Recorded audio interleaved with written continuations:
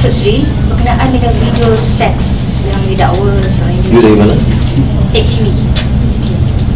So Datuk Seri masih gagal menunjukkan jam Omega yang didakwa masih dalam simpanan Datin Seri Wan Azizah. Apa kena mengenai jam Omega? Yang sebelum ni Datuk Seri Apa kena mengenai jam Omega tu? Jam Omega ni Itu saya tanya, apa kena mengenai jam Omega? You dah establish dah itu? Dah you establish apa di situ? dan setakat ni pun Datuk Seri jawab soalan belum lagi apakah saudara establish? Jawab dalam tweet sebelum ni kata Datuk Seri. Sebab apa saya kena jawab? Saya tanya. Itu saya tanya. Kenapa kena jawab? Saya media Datuk Seri. Ya betul. Media patut tanya. Besapa you berani tanya tak Datuk Najib ada kaitan dengan pembunuhan Altan Tuyah? Pernah awak tanya? Pernah berani tanya? Maknanya media harus honest. Dia tidak harus hipokrit. Sebelum ni Datuk Seri dia tidak boleh munafik dalam hari ini. Tidak menunjukkan konsisten untuk menjadi perkakas kepada orang yang zalim dan memfitnah. Kalau ada basis, ada janji Datuk Seri untuk jelaskan. Azizah ada jawab. Ketika Azizah ada jawab.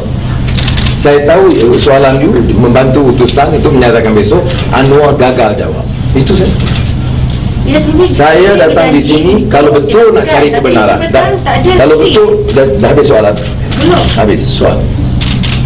Datuk Seri, what next? What do you think of? No, let me finish. I'll let you finish the question. I want to show how UMNO operates.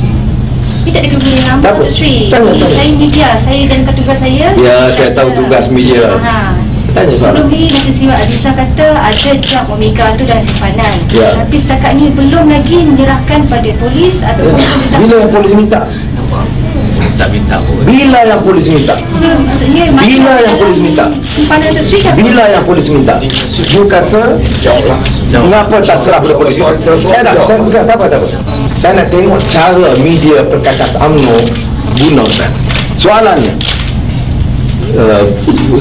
polis minta. Saya tunggu bila polis minta.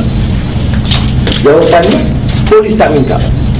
Jadi soalannya jawapan polis tak minta. You please you tanya soalan saya jawab.